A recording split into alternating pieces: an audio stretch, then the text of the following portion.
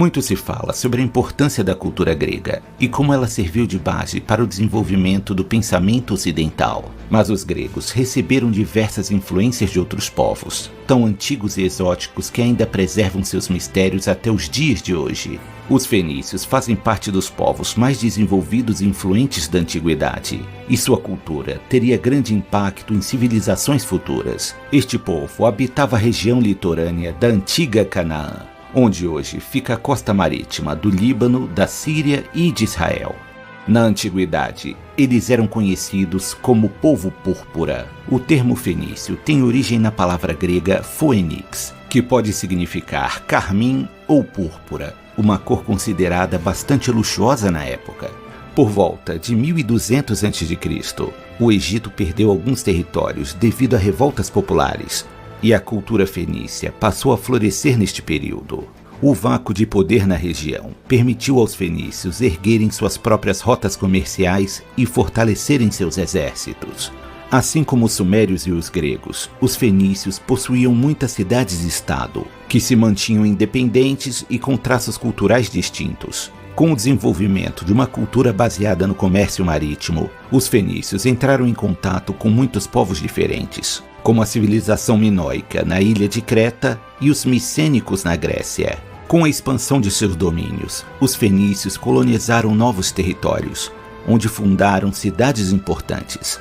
Entre elas, podemos citar as cidades de Tiro, Sidom e Beirute. Uma das maiores contribuições que os fenícios deixaram para a humanidade está relacionado à escrita. Eles criaram um modelo de alfabeto que é considerado o ancestral de todos os alfabetos modernos.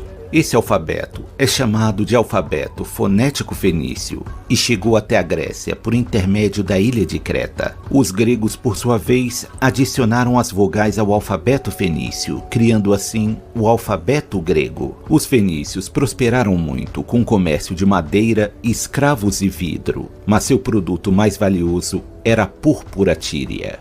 Este produto era uma tintura natural, extraída de caramujos marinhos. Este corante possui a cor vermelho-púrpura, uma cor muito apreciada por toda a nobreza da antiguidade. Mas o valor da púrpura tíria estava além de sua bonita cor, já que as roupas tingidas com esta tintura tinham a característica de não desbotar com o tempo. Na verdade, com o passar do tempo, as cores ficavam cada vez mais fortes e vívidas. Outra fonte de renda valiosa para os fenícios era o vinho, de alta qualidade. Devido a questões climáticas, o vinho egípcio não podia se comparar em qualidade com o fenício.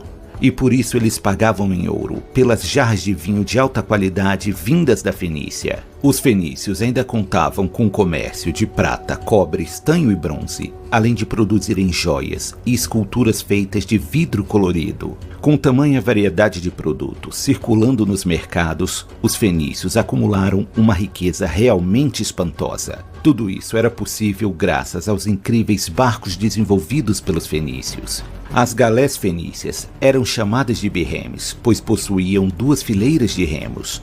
Outros modelos com 3 fileiras de remos foram chamadas de triremes. Esse era o melhor tipo de embarcação da antiguidade, e seu estilo foi copiado pelos gregos, egípcios e posteriormente pelos romanos. Os fenícios possuíam uma religião politeísta, na qual cultuavam um grande número de deuses e seres sagrados.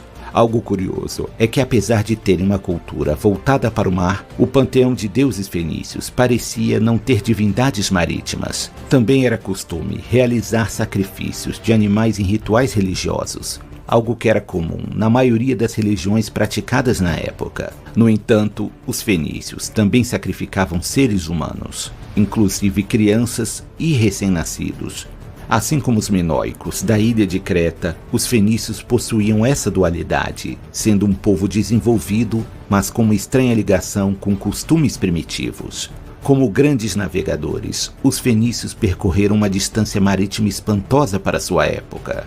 Eles navegaram e criaram colônias por toda a costa da África, chegando até a Península Ibérica, onde hoje fica Espanha e Portugal. Acredita-se que os fenícios também chegaram até a Grã-Bretanha e fizeram comércio com as tribos celtas que lá habitavam. 65 anos antes da fundação de Roma, os fenícios fundaram a cidade de Cartago, no norte da África. Cidade esta que se tornaria uma das maiores rivais de Roma. Existem algumas teorias de que os fenícios teriam atravessado o Oceano Atlântico e chegado ao Nordeste brasileiro, mas a academia considera esta uma teoria fantasiosa e exagerada. Os fenícios são muito citados na Bíblia. Talvez a mais famosa personagem bíblica seja a princesa Jezebel, filha do rei Etbaal da cidade de Sidom. Jezebel ficou famosa por ter se casado com o rei Acabe de Israel e ter exercido muita influência, agindo como rainha e sacerdotisa.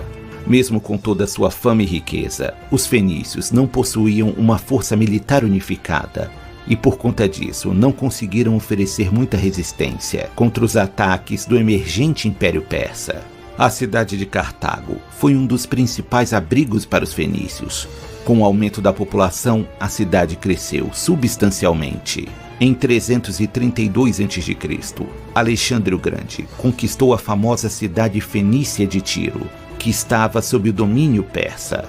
Alexandre foi implacável com a cidade, ordenando a morte de 2.000 cidadãos. Entre eles estavam persas e fenícios. Pouco tempo depois, a cultura fenícia desapareceu de sua terra natal. A antiga região da Fenícia passou a ser dominada por outras potências, como os gregos e egípcios. Mas Cartago continuou a se desenvolver e prosperar, criando sua própria identidade cultural, e seus cidadãos passaram a ser conhecidos como cartagineses, mas se consideravam herdeiros da gloriosa tradição da civilização fenícia.